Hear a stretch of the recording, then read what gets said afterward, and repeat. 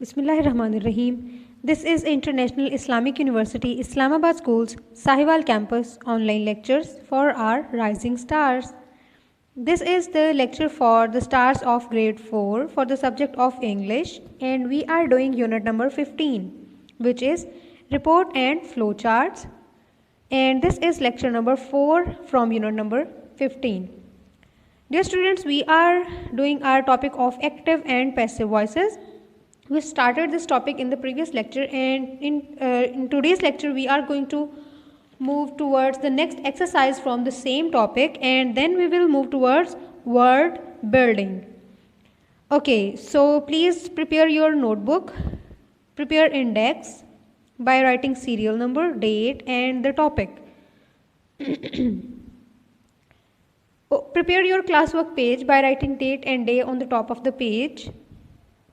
Before we begin, make sure that you have your English student's book, your classwork notebook and your complete stationery with you. Listen to the teacher attentively and write down every solution set by your teacher. Okay, open your student's book, page number 89. Active and passive voice.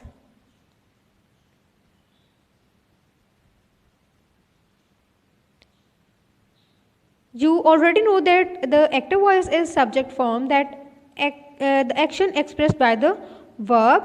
In passive voice subject, subject receives the action expressed by the verb. You have done one exercise in the previous lecture. In this lecture we will go towards the next exercise. The passive is often used in non-fiction. जब कोई information explain की जाती है, ये जब कोई reference दिया जाता है, या जब कोई ऐसा कोई कंटेंट होता है जिसमें किसी किस्म की कोई जिस तरह से साइंटिफिक इन्फॉर्मेशन या जिस तरह कोई हिस्टोरिकल इन्फॉर्मेशन, इस तरह के जो कंटेंट्स होते हैं उनमें more often passive voice use किया जाता है, हमेशा नहीं, often. It makes the text more formal. The passive voice can also be used in past. For example, active sentence is he bought a car, and आप मुझे सोच के बताएं कि इसको हम कैसे पास्ट में चेंज करेंगे. अगर ये होता ही बायज अ कार तो हम करते ही a car is bought by him.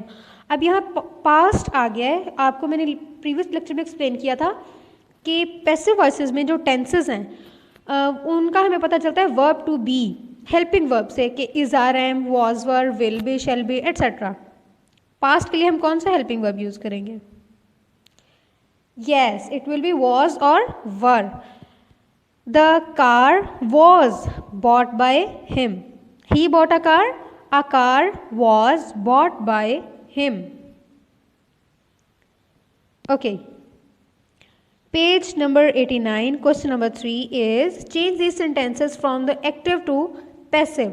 ये आपको एक्टिव के sentences given है, आपने इनको passive में change करना है. And this exercise will be done on your notebook. Please open your classwork page and write down the question statement. Change these sentences from active to passive. The first sentence is Dad drove the car. इसको जब हम passive में change करेंगे तो सबसे पहले तो हम ऑब्जेक्ट को स्टार्ट पे लेके आएंगे, which is the car. The car. Okay, अब हम देखेंगे कि वर्ब टू बी जो हेल्पिंग वर्ब है वो कौन सा यूज़ करना है. तो ये किस टेंस का सेंटेंस है? Dad drove the car. Past है तो हम क्या यूज़ करेंगे? वॉज. The car was. उसके बाद of course third form past participle form of verb, और आखिर में क्या आ जाएगा? By dad. The car was driven by dad. Second one is mum bought the tickets. बिल्कुल उसी तरह हम क्या करेंगे? टिकट्स स्टार्ट पे आ जाएंगी. The tickets. टिकट्स के साथ क्या आएगा? वॉज या वर? प्लूरल है. Tickets were bought by mum. The tickets were bought by mum. Third one is local people bought the sugar. The sugar was bought by local people. The guide explain everything. इस sentence में object कौन सा है? Everything. Everything was explained by guide. Everything was explained by guide. Fifth one is the machine crushed the cane. The cane was crushed by the machine. Sixth is the man put the sugar in the bags. The sugar was put by men in the bag, or the sugar in the bag was put by the men. Have you written this solution in your notebook? Okay, good. Now let's move towards next section on page number 90 from your student's book, and this is a word study section and our topic is word building.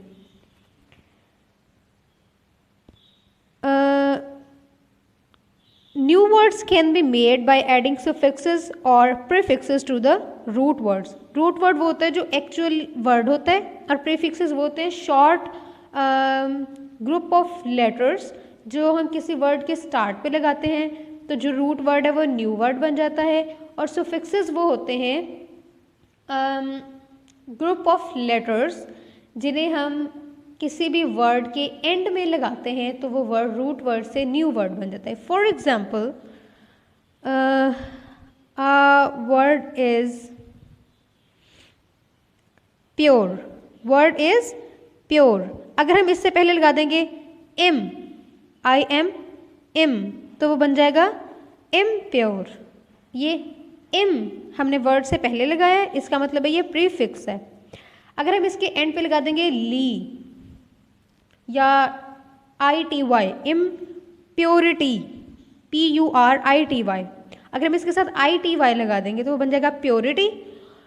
अब purity में ITY क्या होगा? Suffix होगा. इसका prefix क्या आ सकता है? इम, और वो बन जाएगा इम्प्योर. यह है प्रीफिक्स. प्योर है रूट वर्ड, और इसका सुफिक्स अगर हम ITY ऐड करेंगे, ई को रिमूव कर देंगे और ITY ऐड कर देंगे, वो बन जाएगा purity. Have you understood what is prefix and what is suffix? Im is prefix and ITY is suffix. Pure root word था, उसके साथ हमने इम लगाया, वो बन गया इम्प्योर. उसके साथ हमने ITY लगाया, वो बन गया purity. Okay, from page number 90, to add a suffix to a word ending in E, delete the E and then add the suffix. In a word ends in Y, change the Y to an I. जो भी कोई words होंगे उनके साथ जब हमने suffix add करना होगा, अगर तो उस रूट वर्ड के एंड पे ई होगा तो हम उस ई को वहाँ से रिमूव कर देंगे. अगर उस वर्ड के एंड पे वाई होगा तो हम वाई को आई से रिप्लेस कर देंगे. फॉर एग्जाम्पल हैप्पी, और हैप्पी के साथ हमने सुफिक्स ऐड करना था नेस, तो हमने क्या किया? वाई को रिप्लेस कर दिया आई से और वो बन गया happiness. Question number 1 is how many words can you build from these root words? And the root words are happy, believe, perfect, sincere. अगर हम उनके सुफिक्सेस के साथ वर्ड्स बनाएं तो वो बनेगा unhappy, unbelief, unbelievable, imperfect, insincere. और अगर हम सुफिक्सेस के साथ वर्ड्स बनाएं तो वो बनेगा हैप्पीनेस, बिलीवेबल और unbelievable, than perfection and sincerity. Write down this solution in your notebook. Okay, note down this table of words with prefixes and words with suffixes in your classwork notebook. Please pause the video, add a line and make 2 sections. First for words with prefix and the second for words with suffixes, and note them down on your classwork notebook. Okay.